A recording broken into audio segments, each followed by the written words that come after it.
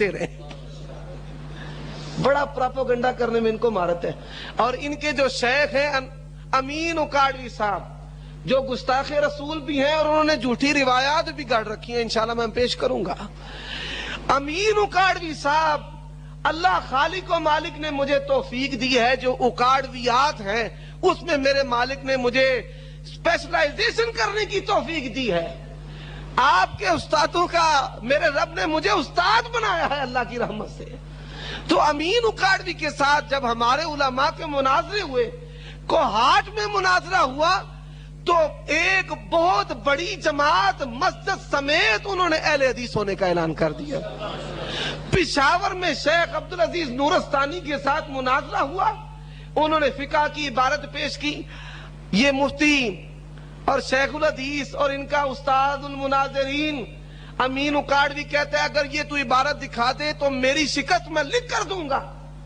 تو جب انہوں نے ان کی کتابوں سے, انفیو کی کتابوں سے وہ عبارت دکھائی, تو اس نے آگے سے گندی گالیاں دینا شروع کر دی.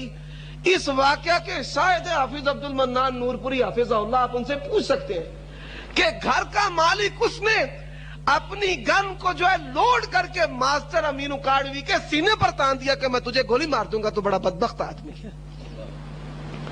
تو ماسٹر امین اکاڑوی کے ساتھ جو ہونے والے مناظرے ہیں, ان مناظروں میں بھی اللہ نے لوگوں کو اہل حدیث ہونے کی توفیق دی ہے اللہ کے فضل و کرم سے.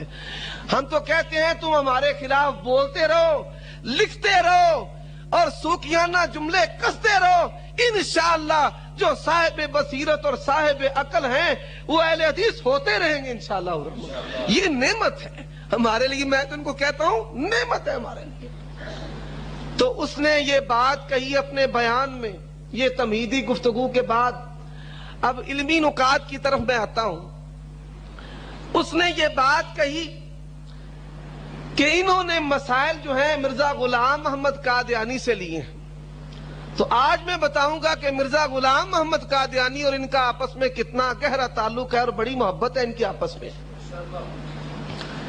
مرزا غلام محمد قادیانی, یہ سیرت المہدی ہے, یہ نکال کر دے جی, یہ سیرت المہدی ہے جو مرزے کے بیٹے مرزا بشیر احمد ایم اے نے لکھی ہے. یہ سیرت المہدی ہے, قادیانیوں کی کتاب, جو مرزا غلام محمد قادیانی کی سیرت پر لکھے جانے والی کتاب ہے اور اس کے بیٹے نے لکھی. اس کتاب میں وہ لکھتا ہے دوسرا حصہ اور صفحہ نمبر 49 پر, کہتے ہیں کہ مرزا غلام محمد قادیانی اصولاً آپ ہمیشہ اپنے آپ کو حنفی ظاہر فرماتے تھے, اور آپ نے اپنے لیے کسی زمانہ میں بھی اہل حدیث کا نام پسند نہیں فرمایا. یہ ان کا اپنا بیان ہے, اس کا بیٹا لکھنے والا ہے کہ میرا باپ حنفی تھا, اہل حدیثوں کو وہ پسند نہیں کرتا تھا. صرف حنفی ہی نہیں تھا بلکہ حنفی بنانے والا بھی تھا. یہ ملفوظات کی مجھے پہلی جلد دے دیں یہاں سے, ملفوظات کی پہلی جلد, یہ جلد اول ہے. یہ ملفوظات کی مرزا غلام محمد قادیانی کے یہ ملفوظات ہیں, قادیانیوں کی کتاب ہے.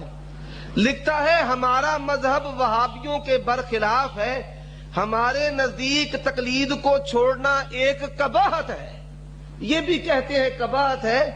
ان کے ممدوح اور محبوب مرزا غلام محمد قادیانی صاحب بھی کہتے ہیں قباحت ہے, اور کہتے ہیں آگے لکھتے ہیں ہمارے ہاں جو آتا ہے اسے پہلے حنفیت کا رنگ چڑھانا پڑتا ہے. اسے کیا کرنا پڑتا ہے؟ حنفیت کا رنگ چڑھانا پڑتا ہے. وہ ڈرم ہے, گند کے بورے ہیں جس میں ڈال کر جو ہے نا اس کو گھماتے پھراتے ہیں تاکہ اس پہ حنفیت کا رنگ چڑھ جائے.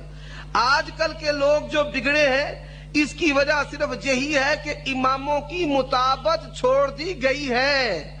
ہمارے نزدیک ان لوگوں کی تابعداری, ائمہ کی تابعداری کرنے والے بہت اچھے ہیں. مرزا غلام محمد قادیانی حنفی, اور صرف حنفی ہی نہیں تھا بلکہ حنفیت گر تھا, حنفی بنایا کرتا تھا, حنفیت کا رنگ چڑھایا کرتا تھا. اور صرف حنفیت کا رنگ ہی نہیں چڑھاتا تھا بلکہ ملفوظات کی دوسری جلد ہے. ملفوظات یہ ہے جی, جزاکم اللہ خیر. ملفوظات یہ کتاب ہے مرزا غلام محمد قادیانی کے ملفوظات کی، دوسری جلد ہے، اور دوسری جلد کا جو صفحہ نمبر ہے 515 ہے، لکھتا ہے میرا دل ان لوگوں سے کبھی راضی نہیں ہوا، وہابیوں سے میرا دل کبھی راضی نہیں ہوا، اور مجھے یہ خواہش کبھی نہیں ہوتی کہ مجھے وہابی کہا جائے، میرا نام کسی کتاب میں وہابی نہ نکلے گا۔ یہ وہابیوں سے نفرت کرنے والا، حنفی اور حنفیت کا رنگ چڑھانے والا، اس نے اپنے مرید باصفا حکیم نور الدین مولوی کو لکھا۔ یہ حکیم نور الدین مولوی قادیانیوں کا پہلا خلیفہ ہے۔ سیرت المہدی ہے، یہ مجھے دیں سیرت المہدی۔ سیرت المہدی کا صفحہ نمبر 48 ہے، حصہ نمبر 2 ہے۔ یہاں پہ مرزا غلام محمد قادیانی نے، یہ حکیم نور الدین نیچری تھا، منکر معجزات تھا، یہاں مرزا غلام محمد قادیانی نے حکیم نور الدین مولوی کو یہ لکھا، آپ اعلان فرما دیں کہ میں حنفی المذہب ہوں۔ وہ منکر معجزات تھا، اس کو کہہ رہے کہ تو اعلان کر کے میں حنفی المذہب ہوں۔ تو مرزا خود بھی حنفی، اور جو مرزا کا پیروکار ہے، مرزائیوں کا پہلا خلیفہ ہے حکیم نور الدین، وہ بھی حنفی تھا۔ یہ مرقات الیقین ہے، جو حکیم نور الدین مرزائیوں کا پہلا خلیفہ ہے، اس کی سیرت پر لکھی جانے والی کتاب ہے مرقات الیقین۔ مرقات الیقین میں حکیم نور الدین اپنے عقائد ان کے متعلق لکھنے والے کو، اس کتاب کے لکھنے والے کو متنبہ کرتا ہے تحریر کے ذریعے۔ کہتا ہے کتاب و سنت پر ہمارا عمل ہے، اگر بتصریح وہاں مسئلہ نہ ملے تو فقہ حنفیہ پر اس ملک میں عمل کر لیتے ہیں۔ تو فقہ حنفیہ پر عمل کرنے والا کون ہوتا ہے؟ حنفی ہوتا ہے، وہ اہل حدیث نہیں ہوتا۔ مرزا خود بھی حنفی، حنفیت کا رنگ چڑھانے والا، اور اس کا پہلا خلیفہ بھی حنفی، اور صرف پہلا خلیفہ ہی حنفی نہیں بلکہ یہ یہاں پہ 19ویں جلد ہے روحانی خزائن کی۔ روحانی خزائن ہے مرزا غلام محمد قادیانی کی کتابوں کا مجموعہ، اور اس میں ایک رسالہ ہے ریویو مباحثہ بٹالوی و چکڑالوی۔ ان کے بٹالوی مولانا محمد حسین بٹالوی رحمت اللہ علیہ، سب کہے رحمت اللہ علیہ، رحمت اللہ علیہ کا چکڑالوی کے ساتھ، ایک منکر حدیث کے ساتھ آپس میں مباحثہ ہوا۔ اب اس مباحثہ پر یہ تبصرہ کرتے ہوئے کیا کہتا ہے، ہماری جماعت کا یہ فرض ہونا چاہیے، اب یہ قادیانی جماعت کو حکم دے رہا ہے ان کا نبی، کہ اگر کوئی مسئلہ حدیث اور نہ سنت میں ملے نہ قرآن میں مل سکے تو اس صورت میں فقہ حنفی پر عمل کر لے۔ یہ روحانی خزائن ہے، 18ویں جلد ہے، اور مرزا غلام محمد، صفحہ نمبر اس کا 212 ہے۔ مرزا غلام محمد قادیانی اپنی جماعت کو حکم دے رہا ہے کہ وہ مسئلہ اگر حدیث اور سنت میں نہ ملے تو فقہ حنفی پر عمل کریں۔ جی یہ 19ویں جلد ہے، جزاکم اللہ خیر، 19ویں جلد ہے۔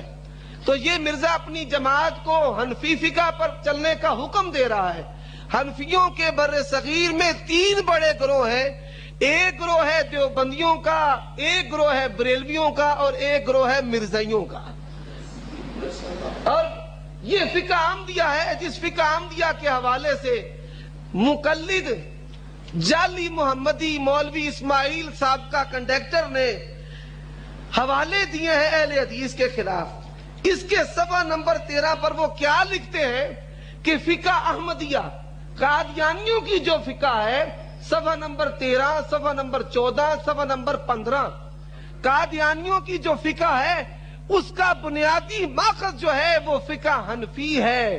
ہم نے جو مسائل لیے ہیں وہ فقہ حنفی سے مسائل لیے ہیں، اور اگر ہم نے اختلاف کیا ہے، اختلاف انہی اصولوں پر مبنی ہے جنہیں فقہائے حنفی تسلیم کرتے ہیں، کیونکہ فقہ احمدیہ کے وہی ماخذ ہے جو فقہ حنفی کے ہیں۔ تو فقہ حنفی اور یہ فقہ احمدیہ کا آپس میں بڑا گہرا سنگم ہے۔ کہتے ہیں ہمارا بنیادی جو ماخذ ہے جہاں سے ہم مسئلے لیتے ہیں وہ فقہ حنفی ہے۔ تو اللہ تعالیٰ ان لوگوں کو ہدایت دے، یہ اہل حدیثوں کے خلاف بہتان اور الزام اور سوکیانہ الفاظ استعمال کرتے ہیں۔ پھر اس کے بعد